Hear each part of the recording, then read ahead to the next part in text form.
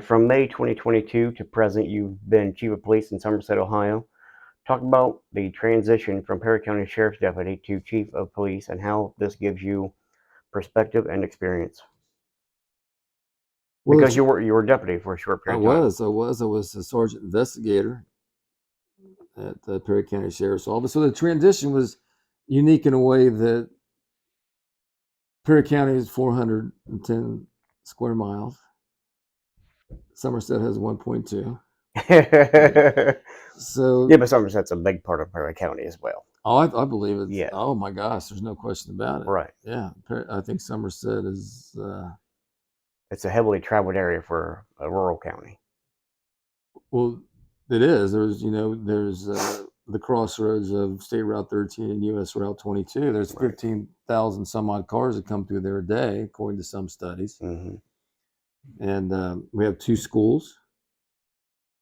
We have a high retirement population. We have 3 churches. We have about 600 households. That's pretty good. 1,500 people live there. Like I said, 15,000 vehicles come through there on any given day. We have the standalone emergency room, Right. Perry County Genesis. So it's a busy little town, but it is. So going from deputy to chief. It's smaller. So being the fact that it is smaller, the focus is more concentrated. I was a supervisor when I was at the sheriff's office, so I'm supervising just as many people now as I did then. But I'm a policymaker now, Mm-hmm. right? And that's a challenge, but a challenge that I've accepted wholeheartedly, and because I think that some of my policy making decisions are good. They're pure of heart. They're intended for the benefit of Somerset, not for the benefit of Bob Schons, Right. and the benefit of the people that work for me. So the transition's been a good one. It's a learning process, and I enjoyed working with council. There's nobody I can pass off any issues to. I can't say, well, it's his fault, or it's Right. her fault, Right. because I'm the chief, and I embrace that because, okay, thank you for that challenge. I'll do the best I can to put forward, do the best job.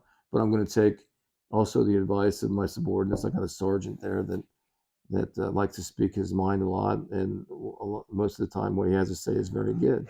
Yeah. So I listen to what he has to say because he might be smarter than me a lot of things than he is. Yeah.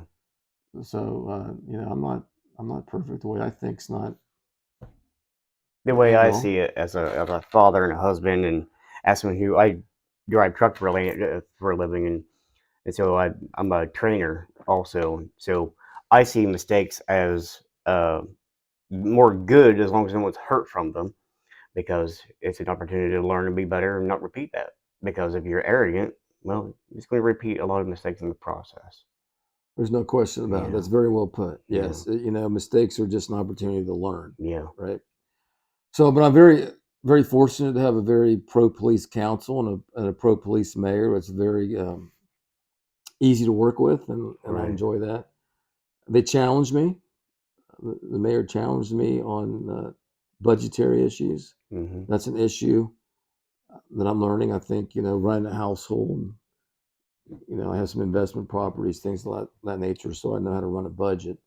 But when you're running somebody else's budget, you're running taxpayers' money now. Right. Using their, you got to use whatever resources you can to accomplish the mission of your department. So money down here in Perry County, money everywhere is an issue, but especially here in Perry County, especially in Somerset, right? We have a small budget to operate our police department. So that's a challenge every day. And it's a challenge to find a way to use our resources in lieu of having to spend money to accomplish that mission, whether it's what clothes we wear, Mm-hmm. as far as what mission appropriate attire, I'll put it. Uh, who are we, if we're going to go interview somebody, what are we going to wear? If we're going to go do a tactical mission, what are we going to wear? Not wearing the same uniform all the time. That's something that's kind of a no-brainer. How we're going to operate our cars, how we're going to use those. Um, there's so many different things that come into play where you can use. There's two words that I'd like to really emphasize, and it's a training, and I steal it from Columbus. There's a training goal for narcotics, for our narcotics bureau, it's specifically for the tactical, or what we call the investigative tactical team, the INTAC team, the guys that do the drug houses. Mm-hmm. Right, the SWAT has their missions, but Columbus has a full-time tactical team that does nothing but drug house entries. Okay. Okay, it's very unique in the nation. They probably do more entries than any other tactical team in the country, and so I borrow from their training. Their training goal is they want to be the most professional and innovative investigative tactical team in the country. Okay. Now that's pretty That's lofty. a high bar. Yeah. It's pretty lofty. Yeah. So, but I bought that, and that always resonated with me. So that's how we operated. The trickle down effect everywhere in narcotics was we want to be. When I was in the vice squad, we want to be the most professional, innovative vice unit in the country. Mm-hmm. And we had the ability and resources to do that if we really tried hard. So you bring that to wherever you go. So my goal as chief of police in Somerset is to be the most professional and innovative small village police department in the state of Ohio.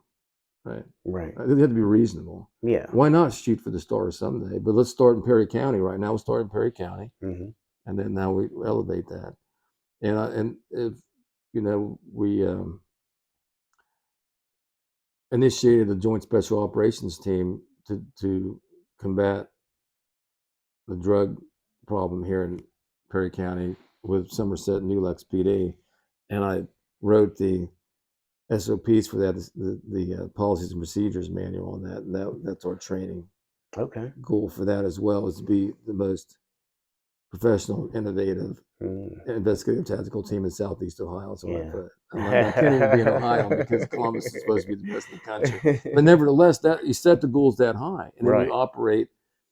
You expect that from yourself, and then you expect that from your peers, and you accept that from the people that work for you, and then you set that example, and you set that culture, Right. and it's attainable.